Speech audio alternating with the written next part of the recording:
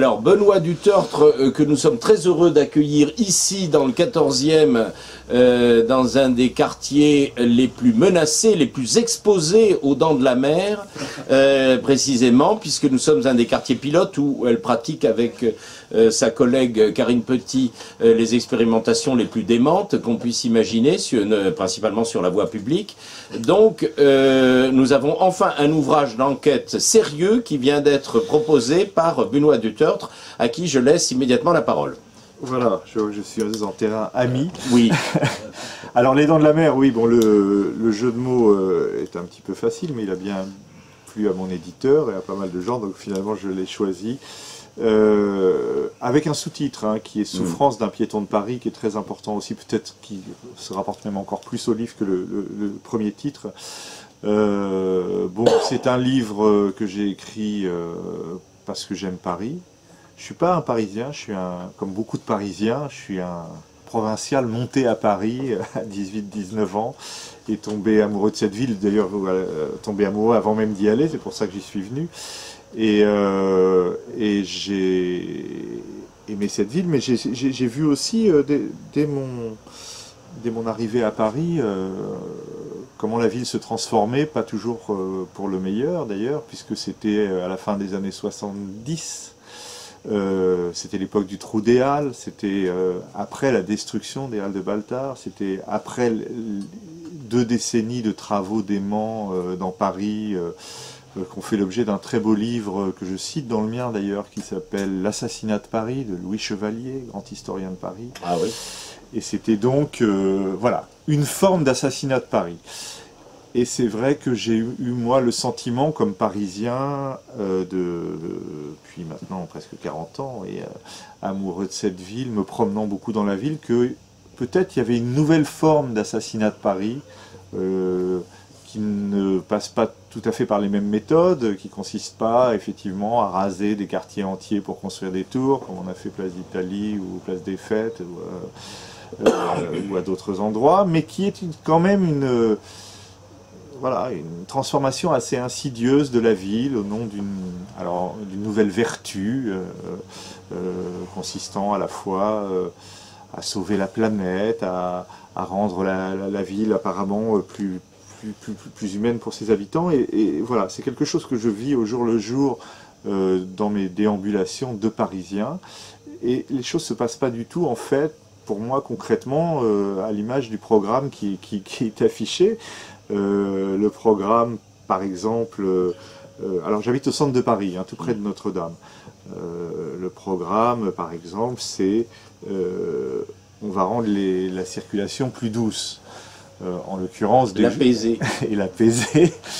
Bon, en l'occurrence, je n'ai jamais été aussi terrorisé dans mes promenades sur les trottoirs qu'aujourd'hui, ou quand je traverse une rue qu'aujourd'hui, parce que je suis un piéton impénitent, je devrais être un hidalguien parfait, un bobo type, je n'ai pas de voiture, j'ai jamais appris à conduire. C'est d'ailleurs la chose qui m'a donné envie d'écrire ce livre, c'est que j'en avais marre d'entendre ce discours dans lequel la ville nous faisait croire que elle s'opposait simplement au lobby automobile, qui était cette grande force menaçante, pour le bien de tous les autres Parisiens. Or, en l'occurrence, moi je fais partie de ces autres Parisiens, et voilà, j'ai vu ce que j'ai vu, c'est-à-dire donc la violence des circulations douces, la grossièreté parfois des cyclistes, des trottinettistes, etc.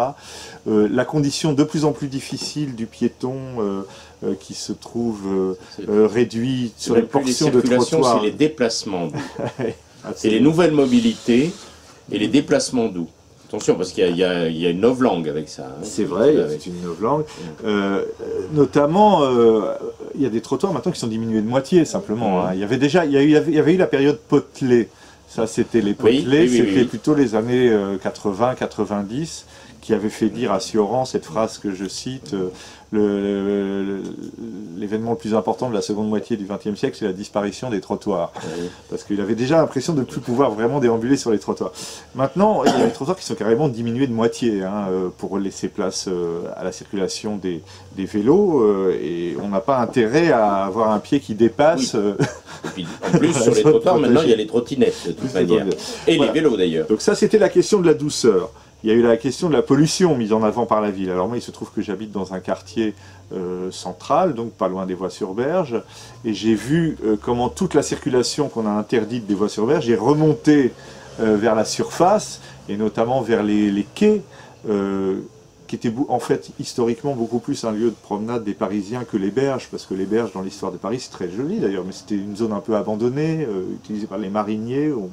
C'était pas franchement le lieu de promenade. Et donc toute la circulation est remontée vers ces quais supérieurs où sont les monuments, où sont les bouquinistes, où sont beaucoup de beautés de Paris, où c'est un enfer absolument autant qu'avant, sinon plus, puisque si la circulation a peut-être un peu diminué, elle s'est retrouvée concentrée sur des axes plus petits.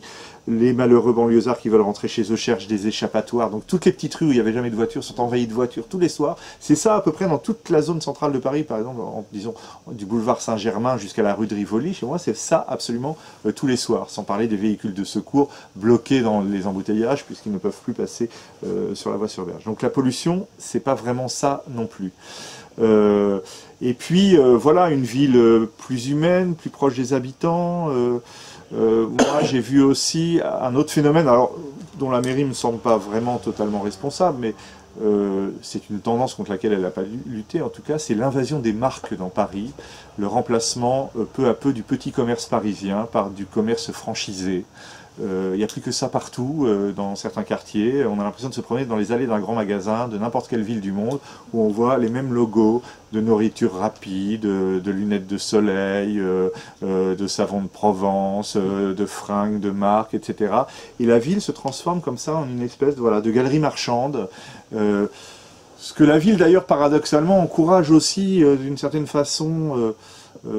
par exemple en fermant des quartiers le dimanche à la circulation, alors on n'a plus le droit de passer, il y a des barrières, il y a des gardiens, et alors du coup la rue Rambuteau par exemple, ça ne devient plus qu'une espèce de galerie commerciale à ciel ouvert comme ça, et également les jours fériés. Et au fond j'ai eu le sentiment peu à peu que ceux qui gèrent cette ville n'aiment pas vraiment cette ville, ce qu'elle est, son caractère, ne la comprennent pas ou ne connaissent pas son histoire et veulent absolument en faire autre chose parce qu'ils veulent faire des grands projets, ils veulent même d'une certaine façon contraindre la population à changer sa façon de vivre, à s'adapter à ce que eux pensent être la nouvelle bonne façon de vivre.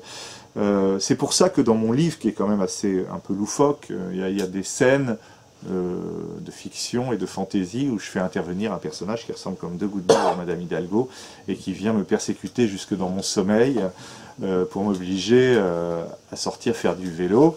Et je la représente un peu, oui, comme une maîtresse d'école ou une monitrice de colonie de vacances, c'est-à-dire qu'elle est là pour nous apprendre comment est-ce qu'on doit vivre aujourd'hui. Et j'ai l'impression parfois que la mairie s'est fixée comme ça cette espèce de grande mission vertueuse au service de la planète, au service des grandes causes humaines, sociétales, au service des femmes, au service des prisonniers d'opinion. Il y a tous les jours sur le parvis de l'hôtel de ville, il y a une bonne cause qui s'affiche. Et moi, peu à peu, je suis arrivé au sentiment que, enfin, au fond, j'ai envie d'un maire assez modeste qui s'occupe de faire que la ville soit agréable pour ses habitants, qu'elle soit fonctionnelle, qu'elle marche, et pas d'un maire qui veuille nous obliger à refaire le monde et à changer avec lui de civilisation, de mode de vie. Et c'est ça que j'aime pas dans la politique actuelle de la ville, cet affichage continuel de grands projets, de grands bouleversements, etc., au lieu simplement, voilà, de l'entretien de cette ville assez extraordinaire qu'est Paris, qui est le Paris d'Haussmann, qui a pu apparaître critiquable par certains aspects, mais qui a une cohérence assez fabuleuse. Le Paris d'Haussmann, évidemment, alors on a beau jeu toujours de me rétorquer, ben oui, justement, Haussmann, il a détruit un ancien Paris, lui aussi, et ça n'a pas dû être drôle pour les gens qui vivaient au milieu d'un chantier perpétuel, comme moi j'ai l'impression de vivre au milieu d'un chantier perpétuel, avec ces immondes barrières vertes qui ont fini par devenir ma terreur dans les rues de Paris. Certes, mais Haussmann a conçu une ville finalement extraordinairement homogène, avec une espèce d'organisation de la circulation entre ces grands boulevards, ces moyennes rues, ces petites rues qui fonctionnaient extraordinairement bien et dans lesquelles mes amis faisaient du vélo depuis bien longtemps sans avoir attendu les dernières réformes. C'était une ville qui était visionnaire parce que justement elle était propice à la circulation. À l'époque c'était les voitures à cheval, mais au fond les voitures à cheval, on est passé aux voitures à moteur. Certes il y en a trop, mais je veux dire de vouloir démolir cette espèce d'organisation urbaine extrêmement bien conçue pour y ériger des musées, des murets, des voies, des contrevoies, des trottoirs au milieu qui font qu'on ne sait plus en traversant de quel côté va arriver la voiture ou le vélo qui va nous renverser. Je ne trouve pas ça très fructueux, voilà. Et toutes ces raisons additionnées m'ont donné envie d'écrire ce livre où je raconte aussi mon expérience d'habitant du quartier de Notre-Dame et le drame évidemment de cet incendie, mais aussi quelque chose qui s'est ajouté à Paris, alors dans cette période de Gilets jaunes, etc., qui s'est ajouté à la gestion chaotique de la mairie, à ces chantiers partout, c'est les impératifs de sécurité, qui sont maintenant gérés aussi d'une façon extrêmement brutale par la préfecture de police, si bien que dès qu'il y a un problème, on boucle des quartiers entiers, on ne sait plus par où passer, et j'ai vu parfois, mais l'espèce de... Je fais une émission à la radio le samedi matin, mais la galère que ça pouvait être d'aller de chez moi jusqu'à la radio, entre les coins qui étaient bouchés par les chantiers, les autres qui étaient fermés pour des raisons de sécurité à cause d'une manifestation, le quartier entier fermé, on arrive à se dégager, on arrive aux Invalides, où la mairie a organisé une course d'automobiles propre, on n'en peut pas passer non plus, etc. Et il y a comme ça cette espèce de bizarre réflexion de la ville, mais qui n'est pas propice à ce que j'aime, moi, c'est-à-dire la déambulation, le goût de Paris, la beauté de la promenade, des façades, des rues, des immeubles, etc. Voilà, c'est pas très drôle. Donc j'ai rassemblé toutes ces réflexions dans un certain nombre de chapitres où je parle de la circulation, du mobilier urbain, des mesures de sécurité, du festivisme organisé par la mairie qui semble s'être transformé en organisateur de parades. Ça, c'est le truc permanent. Moi, il me semble qu'une mairie, voilà, là encore, doit faire en sorte que les lieux de fête, les théâtres, les cafés, etc. de la ville fonctionnent et que les gens puissent s'y amuser s'ils ont envie. Mais la ville, maintenant, c'est vraiment sans arrêt une espèce d'animatrice aussi de regroupement plus ou moins citoyen. Alors près de chez moi, c'est particulièrement marqué parce que j'habite près de l'hôtel de ville et c'est tous les jours, on célèbre quelque chose sur la place de l'hôtel de ville. Alors c'est la fête de l'eau, la fête de l'air, la fête des femmes, la fête de l'Europe. Il y a toujours quelque chose, ça ne s'arrête jamais, jamais. Et puis le dimanche matin, très tôt, il y a les tam-tams parfois, de Run My, c'est quoi, je sais plus le nom, Run My City, voilà, des gens qui se regroupent avec tous le même t-shirt, les marques toujours, ces marques qui envahissent Paris pour aller courir avec leur portable, encouragés par les tambours du petit matin, et c'est sans arrêt comme ça, cette espèce d'animation bruyante. C'est pas le Paris que j'aime, pas vraiment, même si heureusement Paris est assez vaste, complexe, riche pour qu'on arrive quand même à s'y retrouver. Alors merci. Il y a peut-être des questions, mais comme je vous l'ai expliqué tout à l'heure en préambule, vous êtes au cœur d'un des quartiers qui souffre donc le plus de tout ce que vous décrivez, qui n'est pas du tout un quartier ni haussmannien, ni propice a priori à la population de la reine-mère de Paris. Ah, il faudrait peut-être éteindre les portables. Voilà. Et d'autant plus que nous sommes donc un quartier pilote. Je vous ai expliqué, on ne va pas revenir dessus, les gens du quartier et les gens qui regardent les vidéos de la librairie le savent. Nous avons eu droit par exemple à parmi les expérimentations dont nous ont les frais en tant que quartier pilote, bien que quartier assez populaire, avec 60% de logements sociaux dans le quartier, c'est pas le cas de tout le 14e, avec une des dernières rues commerçantes, avec, qui plus est, c'est le quartier des artistes. Il y a à peu près 2000 artistes répertoriés à la maison des artistes, donc professionnels, dans un périmètre de moins de 500 mètres de rayon autour de nous. Et donc, dans ce quartier-là, qui vivait de manière à peu près correcte et très éloignée de toute cette rumeur du centre-ville, de l'hôtel de ville et du centre de Paris, eh bien, les choses se sont bouleversées à telle enseigne que donc, au titre de l'apaisement de la circulation, on a décidé de supprimer non seulement les feux rouges, mais tous les équipements qui avaient été mis en place avec ces feux rouges pour faciliter le partage de l'espace public, y compris aux handicapés, aux aveugles, etc. Tout ça a été supprimé au titre de l'apaisement de la circulation.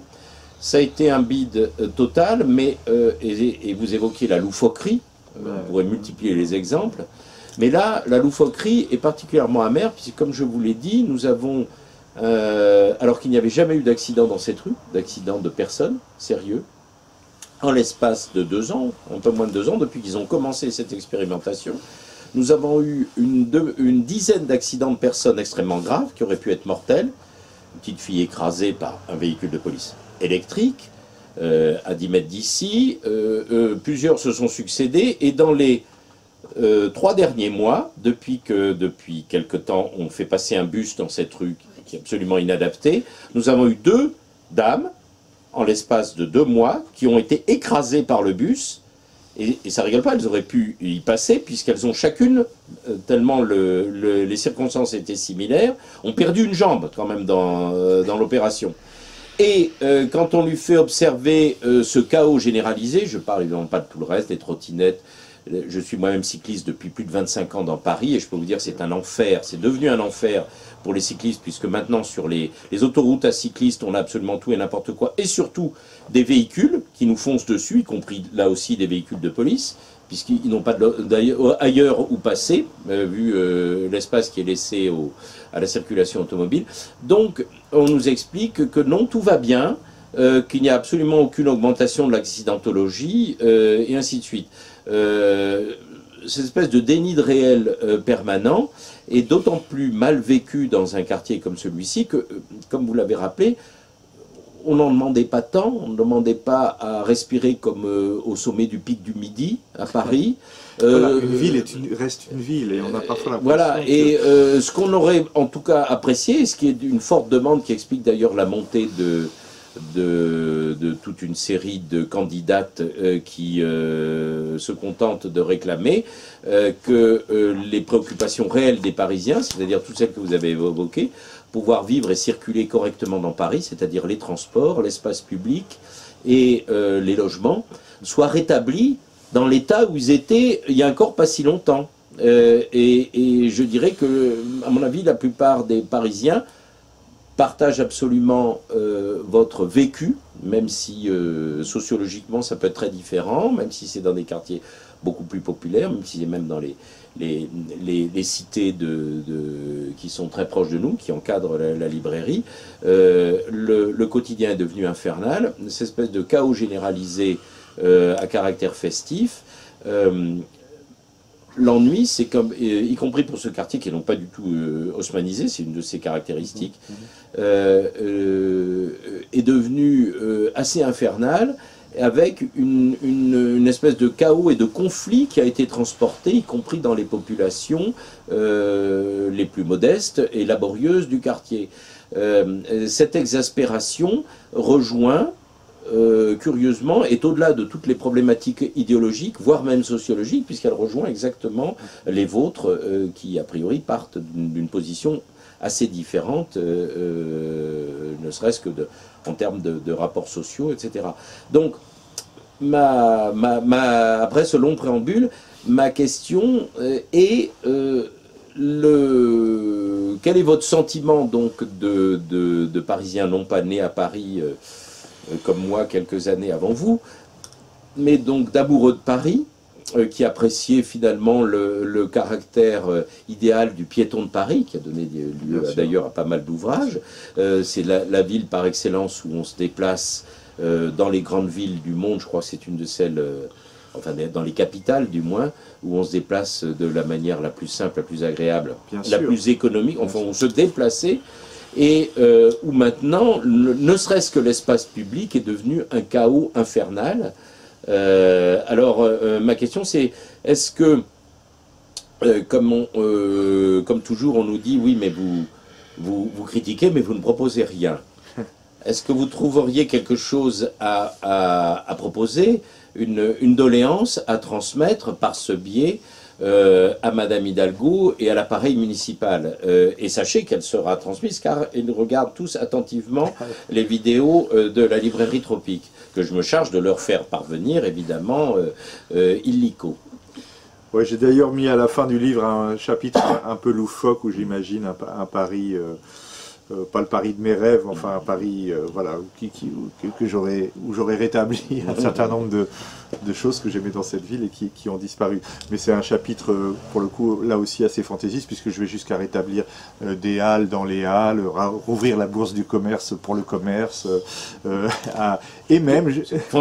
Une véritable fantasmagorie. Fantasmagorie. Mais, vous savez, moi je fais partie de la génération, peut-être vous aussi, où on a connu ça et on s'en plaignait pas du tout. On s'en plaignait pas du tout. Je maintiens bien sûr l'importance des gares dans Paris et je n'envisage pas du tout de les déplacer pour transformer la gare de l'Est en nouveau Central Park, voilà. ni délocaliser la gare du Nord comme le souhaite Cédric Villani en Seine-Saint-Denis.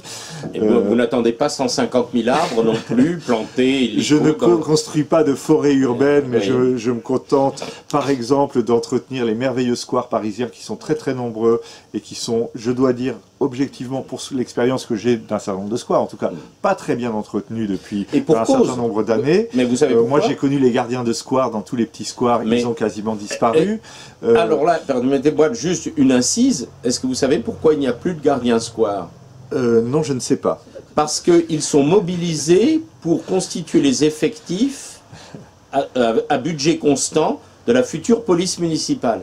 Ah oui, voilà. Tout simplement. Voilà. On réquisitionne les gardiens de square, donc les gardiens de square sont d'ailleurs ouverts à tout vent, y compris la nuit, avec dans le quartier, c'est une source de protestation permanente également, mais également les vigiles qui surveillaient les bâtiments administratifs municipaux, tout ça pour constituer la future supposée police municipale qui a, entre parenthèses, qui n'a jamais existé, mais la police de la préfecture a également disparu des rues de Paris. C'est ça. Alors justement, parce que le premier square d'ailleurs, moi j'ai habité d'abord au-dessus d'un square dans le 14e, un très joli petit square derrière la gare Montparnasse qui s'appelle le square Gaston Batti. Et c'était merveilleux de ma fenêtre, je voyais le gardien tous les matins qui arrivait, qui ouvrait l'eau, qui nettoyait, qui s'occupait de son square comme une bonne mère ou un bon père. J'ai vu la différence ces dernières années avec le square Jean 23 qui est près de chez moi, derrière Notre-Dame, qui malheureusement maintenant de toute façon est transformé en cité de chantier, mais on ne pouvait jamais trouver un gardien pour essayer de comprendre pourquoi la fontaine n'était plus jamais en fonctionnement, par exemple, peut-être pour des raisons de développement durable. Enfin bon, je veux dire, une fontaine d'eau en circuit fermé au pied de la cathédrale de Notre-Dame, c'était quand même joli. Donc voilà. Mais vous avez parfaitement raison. Une autre chose que je rétablirais, si je peux dire, dans Paris, c'est un certain contrôle justement physique de la circulation en ville pour la rendre effectivement moins agressive, plus fluide. Autrefois, il y avait ce métier qui semble avoir disparu, qui était celui des contractuels, hein, qui était là, pas seulement pour donner des contraventions, mais parce qu'aujourd'hui on a remplacé ça par un système filmé. Mais quand on filme quelqu'un et qu'on lui envoie une contravention parce que par exemple sa voiture bouche un couloir, on ne résout pas le problème de la voiture qui bouche le couloir. La voiture, elle bouche toujours le couloir, il va payer après, peut-être qu'il fera attention la fois suivante. Mais il n'y a donc plus aucune réglementation, ni des cyclistes, ni des trottinettistes, ni des voitures de livraison qui à n'importe quelle heure vont se mettre dans un couloir réservé à la circulation. Tout ça, ce sont des petits détails concrets de la vie, de la gestion d'une ville qui pourraient rendre effectivement la circulation plus fluide dans Paris sans en passer par une réflexion complète et un peu délirante de toutes les voies urbaines.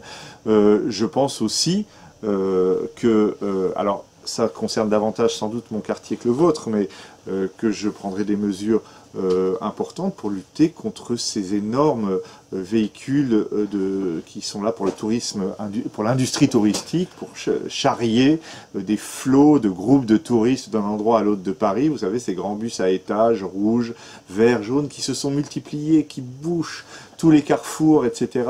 Qui, je crois, n'apportent pas grand-chose, même à l'économie parisienne, parce que c'est des gens qui passent très vite, comme ça, ça, ils visitent un monument, ils repartent à en général c'est Euro Disney Paris, voilà, les deux destinations.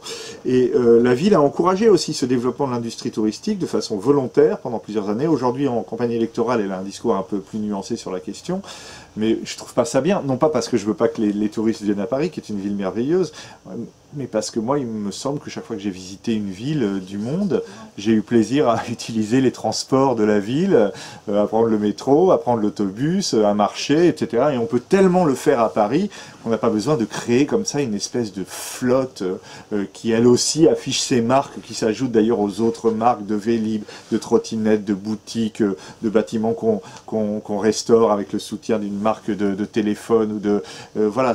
Il y a là une dégradation de l'espace urbain par le commerce et le tourisme que je trouve un peu fâcheuse.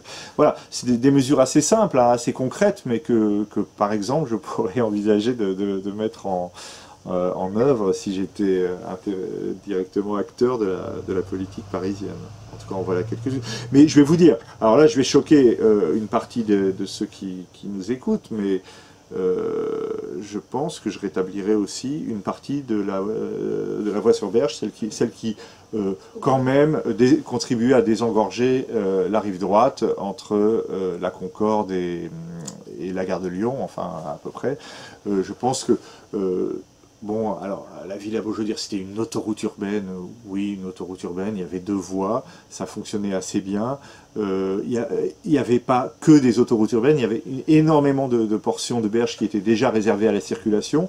Et je pense que celle de la rive gauche, même si elle était fermée à la circulation par Delanoë, aurait pu rester fermée. Mais que ça a été quand même une assez grosse erreur, parce qu'on a voulu tout d'un coup, d'une façon brutale, tout changer. Et résultat, le quartier du Louvre, de l'Hôtel de Ville, etc. sont devenus un petit peu un enfer permanent. Et que faire? Je veux dire, on a beau dire l'offre de transport en commun pour les banlieusards n'est pas si brillante que ça pour leur permettre de trouver d'autres solutions. Alors il y a comme ça une espèce de mépris, comme ça, de dureté dans le comportement et dans le discours d'Anne Hidalgo pour ceux qui ne marchent pas, quoi. Ah, il y a un vrai dogmatisme. Elle a dit, voilà, ceux qui ne suivent pas ma politique de circulation, c'est un lobby conservateur. Ah bon? Je sais pas si les centaines de milliers de banlieusards qui viennent travailler à Paris sont vraiment un lobby conservateur. Non, c'est beaucoup plus compliqué que ça. Et il y a comme ça une volonté d'avoir raison, d'agir brutalement, de montrer qu'on a de l'autorité, qu'on agit pour le bien, et peu importe les conséquences d'une certaine façon. C'est pour ça que ça m'agace un peu toujours, voilà, ce décalage. Entre les conséquences, non seulement peu importe les conséquences, mais je vais apporter encore un peu d'eau à votre moulin, à partir d'anecdotes locales. Ça vous permet de faire une petite pause. Je ne parle même pas de la question des voies sur berge. On pourrait épiloguer longtemps là-dessus, puisqu'on sait que la motivation essentielle qui était d'améliorer la pollution est un échec total. Total, ça n'a absolument et à bien des égards pire sur ce plan-là, la pollution dans les zones en plus concernées, et pire encore autour.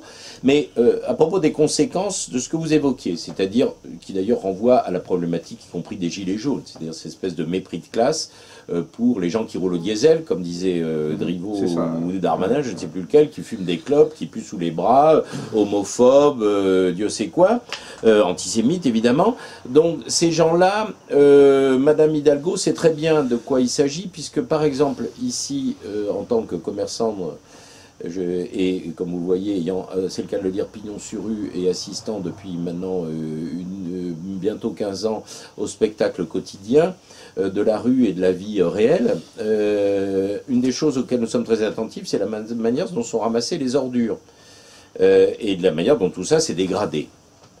Je vais évoquer simplement une anecdote qui est en rapport direct avec ce que vous évoquiez et avec cette problématique des transports pour les classes laborieuses qui n'ont pas la chance de pouvoir vivre à Paris, puisque de moins en moins les logements sociaux, c'est d'ailleurs curieusement, il a fallu que ce soit Rachida Dati qui rappelle ça, ça paraît assez paradoxal, les logements sociaux qui devraient de toute évidence, et je pense que tout le monde pourrait être d'accord, réservés aux gens qui sont redevables évidemment des plafonds de ressources, mais qui travaillent dans Paris, notamment tous les employés des commerces et autres qui sont dans la rue et qui ne peuvent pas se payer de logement dans Paris, donc qui doivent se payer employés. En revanche, les mirobolants transports en commun complètement dégradés aujourd'hui, qui les amènent de leur lointaine banlieue, eh bien, bon nombre des employés de la voirie sont dans cette situation.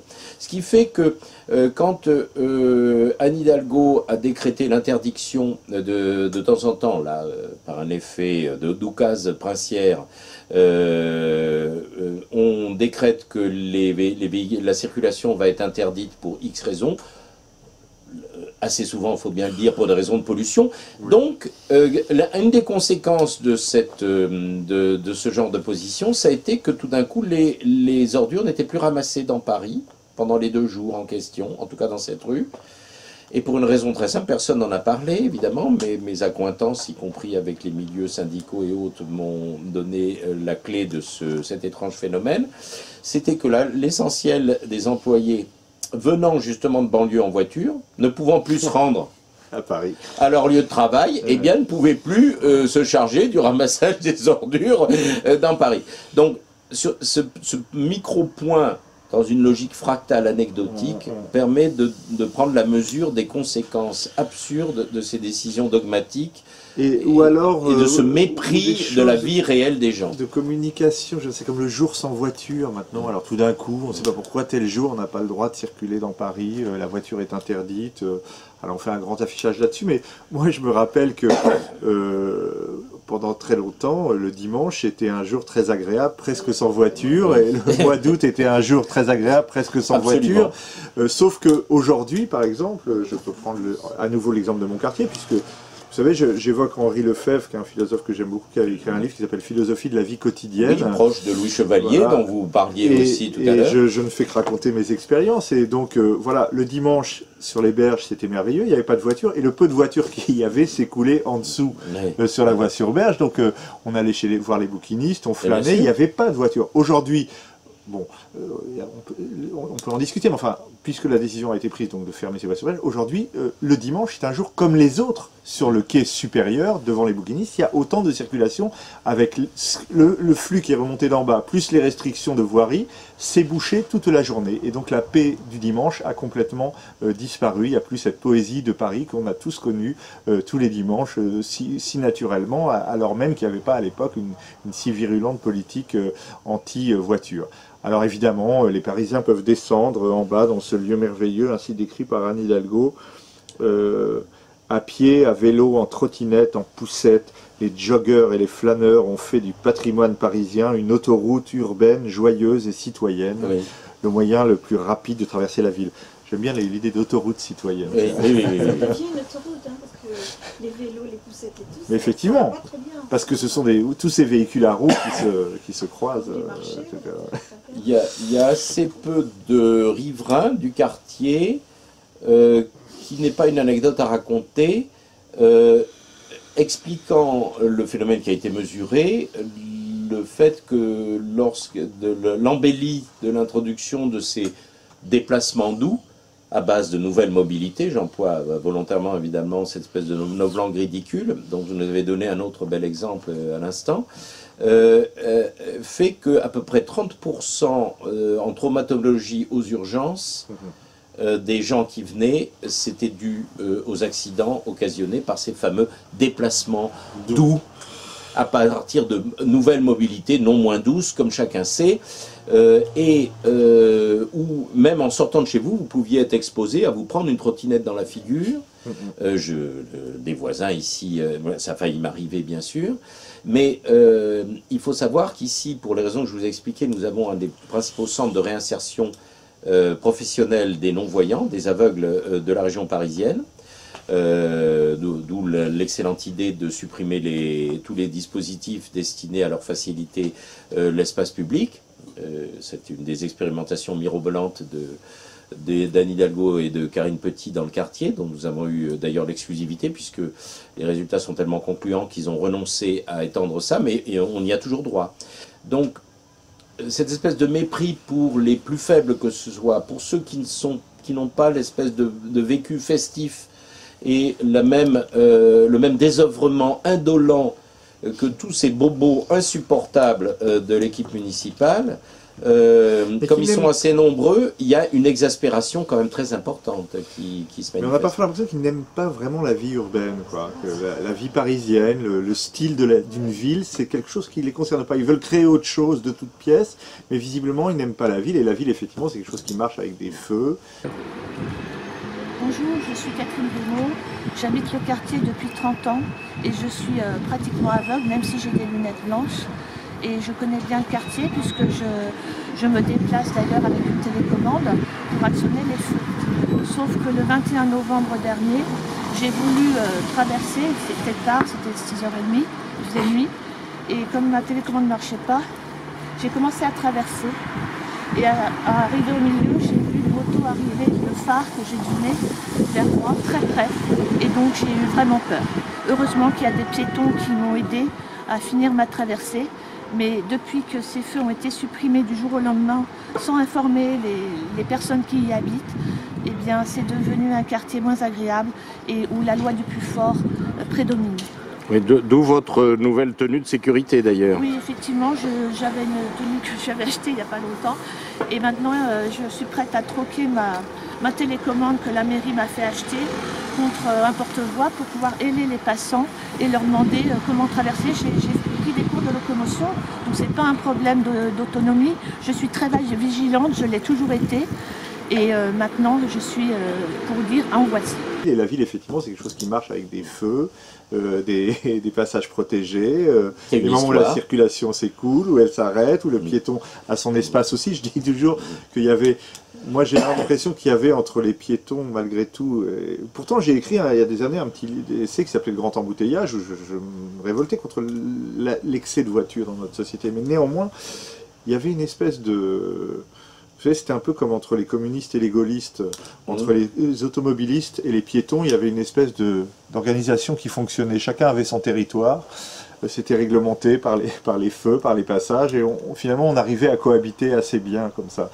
Oui, mais vous vous souvenez du slogan, vous ne vous souvenez peut-être pas du slogan de Cohn-Bendit, voilà. Qui préfigure la bande de Neuneu qu'on a aujourd'hui, c'était 10 ans de gaulo-communisme, ça suffit. Moi je suis un gaulo-communiste. Alors maintenant ils le mettent en pratique.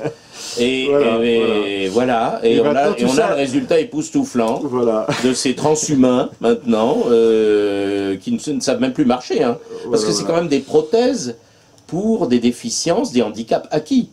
Parce que la trottinette, c'est pas pour des trajets bien longs qu'ils l'utilisent.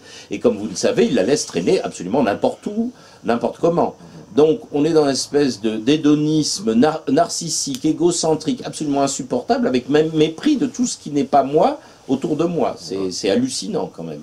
Mais c'est festif, et on se balade en poussant des cris au son des tambours. Alors à propos du festivisme, alors moi, dans mon quartier, enfin j'en parle aussi dans le livre, il y a quand même une chose absolument... Enfin c'est le tourisme plus le festivisme, un projet qui se dessine, qui a été présenté il y a 2 ans par François, ou 3 ans, puisque c'était à la toute fin du mandat de François Hollande, avec Anne Hidalgo, de refonte de toute l'île de la Cité, à la suite aussi du départ d'un certain nombre d'administrations, de la police et de la justice. Et alors là, c'est carrément, clairement, la transformation de l'île en une grande base pour l'industrie touristique, qui a déjà commencé d'ailleurs, puisque l'Hôtel-Dieu, l'AP-HP, présidé par ailleurs par la ville, a d'ores et déjà cédé 1/3 de son bâtiment à des activités de commerce, de restauration, etc. C'est-à-dire toute la partie qui donne sur le parvis de Notre-Dame, et donc va être entièrement consacrée dorénavant au tourisme. Et comme la ville, malgré tout, et la PHP ne veulent pas donner l'impression qu'on fait un hôpital, du coup on va reconstruire des bâtiments dans les cours de l'Hôtel-Dieu, qui pourtant était une des seules aérations du quartier d'habitation où je suis, qui est juste à côté. Voilà, un élément de cette réorganisation de l'île. Mais surtout, le marché aux fleurs est carrément menacé. Alors c'est quand même le plus joli endroit avec la place Dauphine de toute l'île de la Cité. C'est vraiment, voilà, un petit bijou voilà, de mobilier urbain parisien de la fin du 19e siècle, avec ses pavillons verts, avec ses fontaines Wallace, avec ses commerces de fleurs, etc. Et jamais personne n'a demandé à ce qu'on nous débarrasse du marché aux fleurs. Alors, pas plus que la moindre de leurs décisions n'est motivée par une demande quelconque des Parisiens. Il semble que Anne Hidalgo, un jour, lors d'une visite au moment du passage de la reine d'Angleterre, est passée au marché aux fleurs avec son équipe et a trouvé que c'était un peu mort. Ah, voilà, ça manquait de tambour. Donc, un projet a été conçu par le grand génie de l'architecture française qui s'appelle Dominique Perrault, auquel on doit la merveilleuse grande bibliothèque du 13e arrondissement, où les livres étaient entreposés dans des tours en verre, vous savez, avant qu'on trouve des solutions pour s'en sortir. Et il a également conçu le projet de refaire tout le marché aux fleurs et de le recouvrir d'une grande cloche de verre, ils aiment bien ça, dans laquelle on pourra développer des animations également pour la clientèle parisienne, touristique et autres. Moi, qu'est-ce que je demande simplement? Et alors, j'ai d'ailleurs des amis qui connaissent certains des candidats, et je leur dis, mais emmenez vos candidats voir l'état de dégradation, parce que la ville fait la chose qu'on fait quand on veut se débarrasser de quelque chose, elle le laisse dépérir. Aujourd'hui, la moitié des bâtiments sont tagués dans un état épouvantable, les fontaines Wallace sont totalement dans un piteux état. Je ne vous parle pas des logements sociaux, les rats, enfin bon, non mais donc voilà, le truc se dégrade, et puis après on va dire, voilà, on est obligé de le refaire, etc. Et c'est quand, voilà, moi tout ce que je voudrais, c'est juste avoir des commerces de fleurs, le marché aux oiseaux que les Parisiens aiment, où ils emmènent le dimanche aussi pour voilà, acheter des petits animaux, des graines, etc. Et quel besoin de refaire tout ça, effectivement. Et alors, tout ça est d'autant plus paradoxal qu'évidemment, tout ça se fait au nom du grand slogan d'Anne Hidalgo, qui est la démocratie participative. Oui. En l'occurrence, toutes les associations du quartier sont contre ce projet, mais ça n'empêchera pas sans doute de se faire, puisque c'est une notion de la démocratie et de la participation un petit peu spéciale, qui doit aller toujours dans le même sens que la mairie. En somme. Je vous ai donné un bel exemple de démocratie participative. Je vais laisser la parole d'ailleurs ensuite, tout de suite à l'assistance, s'il y a des questions posées. On a eu, ça a été parfaitement expliqué par Karine Petit, qui est donc la cheftaine d'Hidalgo dans le 14e.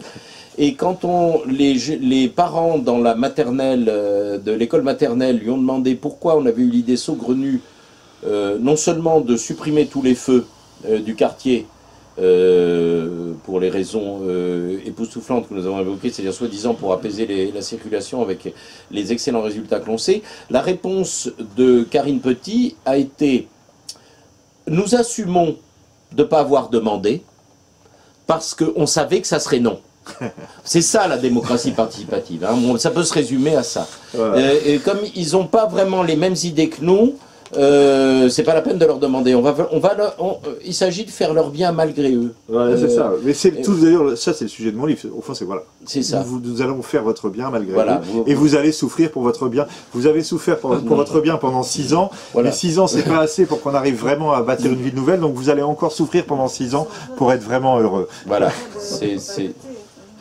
Si on vote, quand même, on a le droit de... Alors oui, mais justement, c'est ce qui fait que la situation d'Anne Hidalgo, en dépit du caractère assez calamiteux de ce qui se présentait en face d'elle, hein, on a vu évidemment l'exemple pathétique de Griveaux, mais enfin bon, on en arrive à la situation où Rachida Dati, qu'on croyait quand même un petit peu sorti des radars, hein, et perdu pour la science, la dépasse, avec des revendications extrêmement simples. Parce qu'elle n'a pas de grands projets. Voilà. Voilà, arrêtez avec vos grands projets, arrêtez de...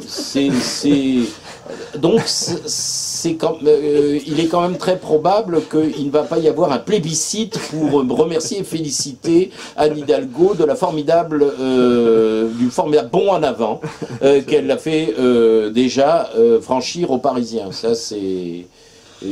Enfin, nous serons très vite fixés, mais enfin, aux dernières nouvelles, ça ne va pas être encore une fois un plébiscite, quel que soit le résultat. Oui, alors une petite remarque, c'est un de mes amis qui travaille à l'étranger, à chaque fois qu'il vient à Paris, il dit mais à Paris on ne fout rien, les gens ne travaillent pas, c'est l'impression qu'il a. Ah oui. Oui. Bah, ça dépend où, justement. Tout le monde est dehors, tout le monde est en train de faire la fête, comme vous le disiez, tout le monde est dans les parades voitures. Citoyennes. Bon.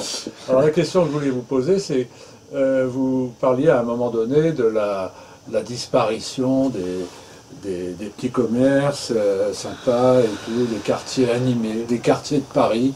Combien de fois on en a parlé?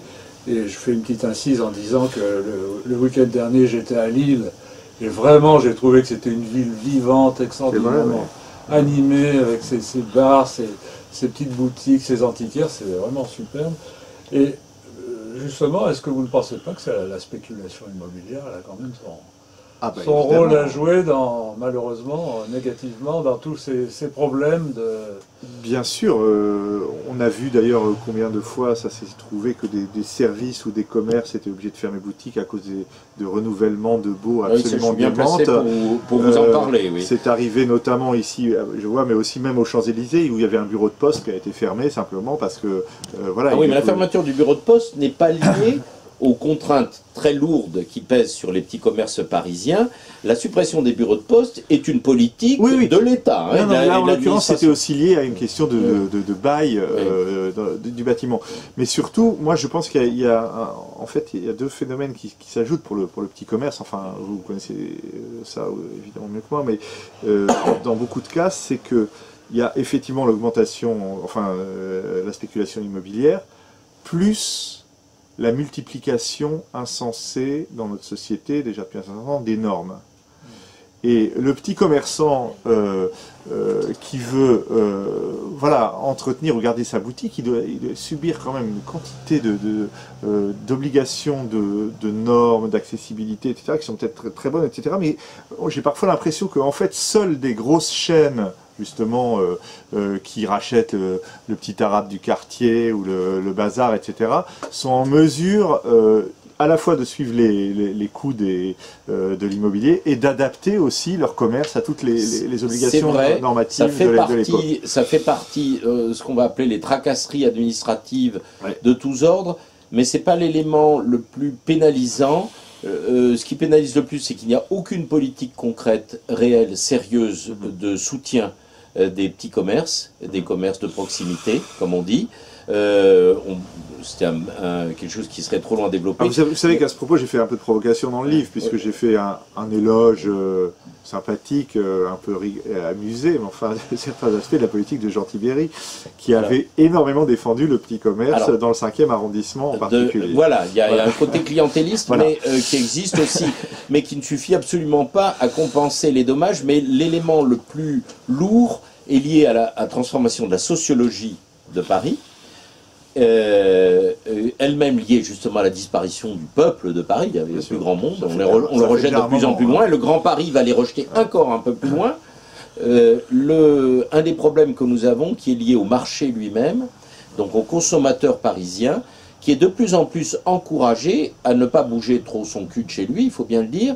Et un des phénomènes que chacun peut constater, c'est les esclaves généralement africains, souvent immigrés en situation difficile, qui roulent dans des vélos assez calamiteux en transportant ce que le petit concepteur d'appli pour smartphone du coin ne prend plus la peine d'aller acheter chez le commerçant en bas de chez lui quand il y en a un. Et il y en a évidemment de moins en moins, donc ça fait boule de neige par-dessus le marché. La sueur et la force physique est à nouveau le moyen de survivre sur le marché. Il y a non seulement il n'y a plus de commerce de proximité, mais tout simplement parce qu'il n'y a plus de proximité, puisque tous ces gens vivent de plus en plus en circuit fermé, avec leur code, y compris festif, leur langue, et tout ça va arriver bientôt par drone, qui va leur amener leur pizza sur la table basse, devant le canapé, où on peut zapper les séries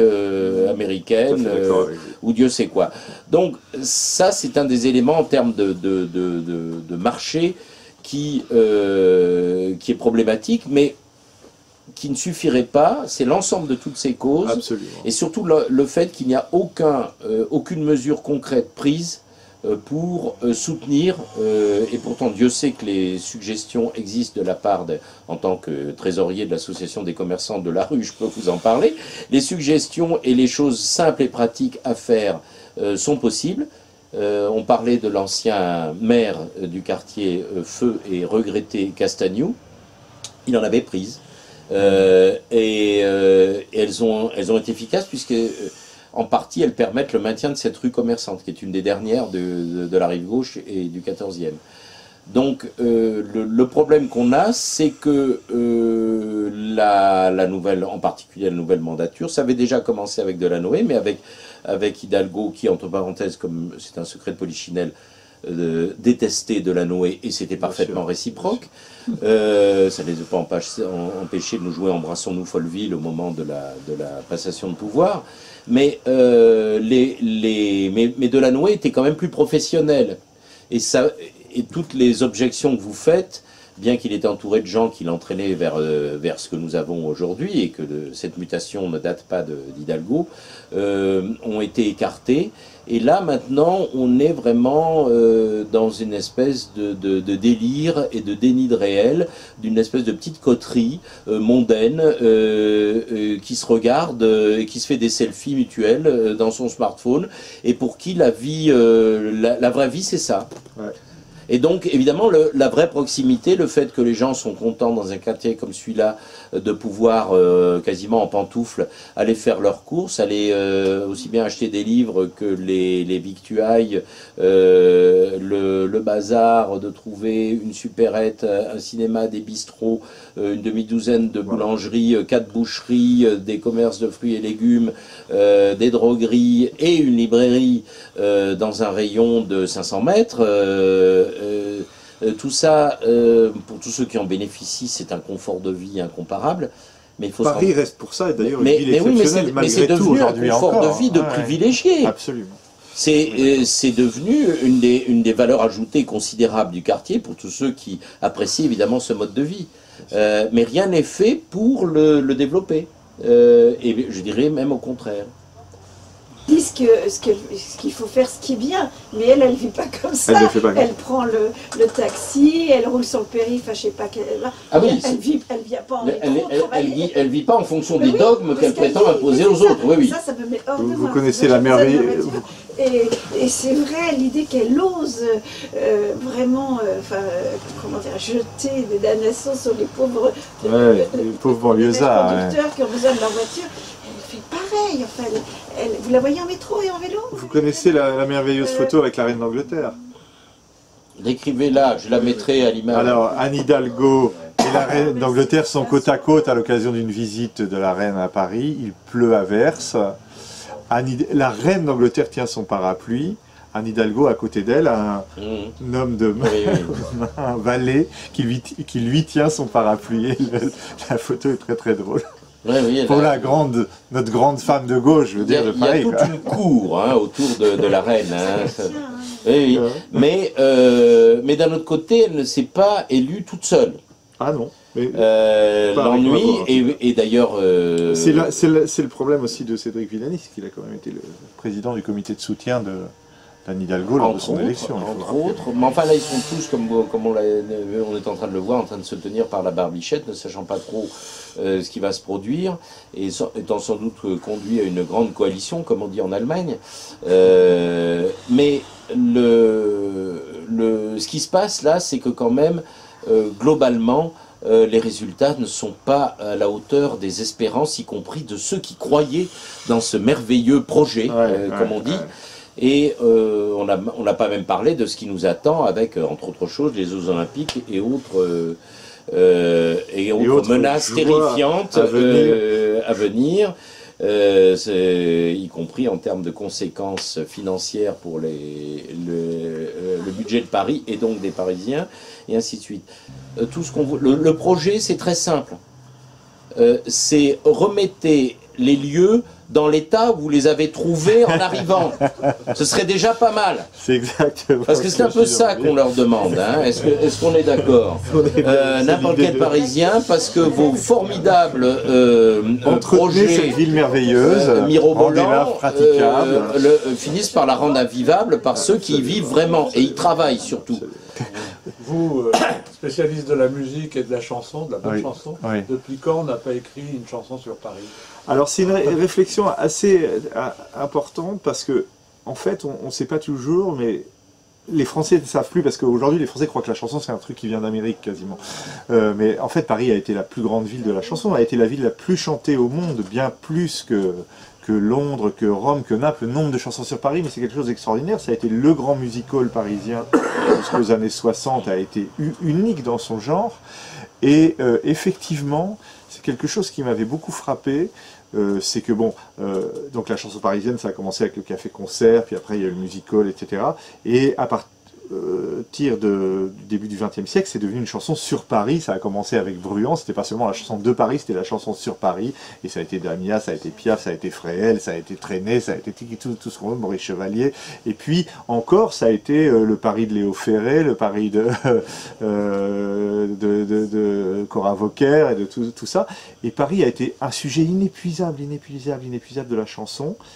Et ça s'est arrêté, je dirais, à peu près à l'époque des yéyés, au cours des années 60. Je dis pas qu'il n'y a pas eu il y a plus de chansons sur Paris, hein. Il y en a eu encore beaucoup. Il y a notamment celle de Jacques Dutronc en 1968, qui est pour moi, dans l'histoire des grandes chansons sur Paris, c'est un petit peu comme la dernière.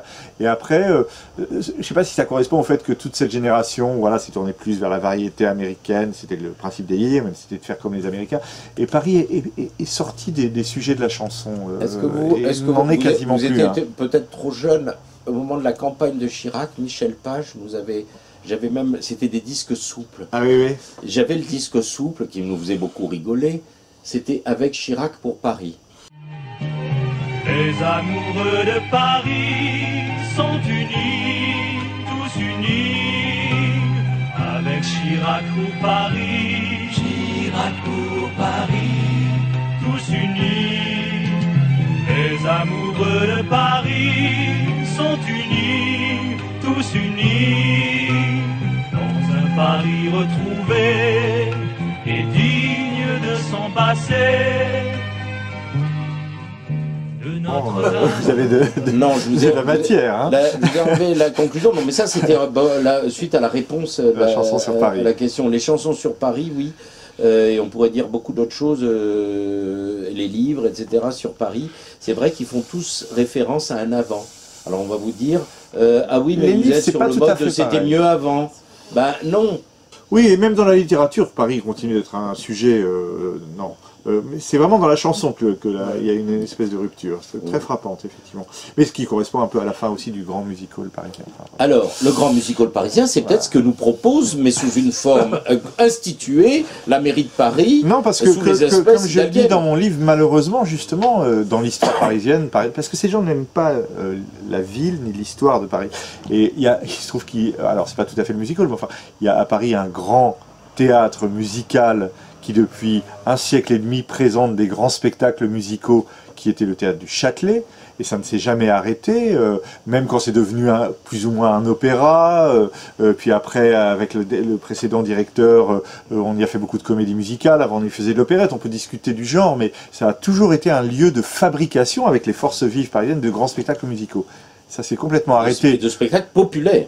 Et populaire. Ça s'est complètement arrêté depuis la réouverture avec la nouvelle direction mise en place par Anne Hidalgo. Aujourd'hui, c'est devenu une maison de la culture lambda où on nous propose des séries de spectacles sur le genre, sur l'immigration, etc. Des choses qui sont généralement des choses parlées, sans grande construction musicale, sans utilisation d'orchestre, de chanteurs, on est loin du chanteur de Mexico. C'est complètement on est loin de Luis Mariano. Le théâtre musical de Paris n'est plus un théâtre musical, il fait à peu près le même... Je dis pas que des mauvaises choses, mais le même genre de programmation que le théâtre de la ville en face. Il n'y a plus le grand théâtre musical parisien, c'est fini. La conférencière qui nous parlait du 14e, de Georges Brassens, rappelait que Brassens occupait Bobino pendant 6 mois. Bien sûr, Bobino tout près de Bobino, qui est rue de la Gaîté. Enfin, le nouveau Bobino, c'est pas l'ancien.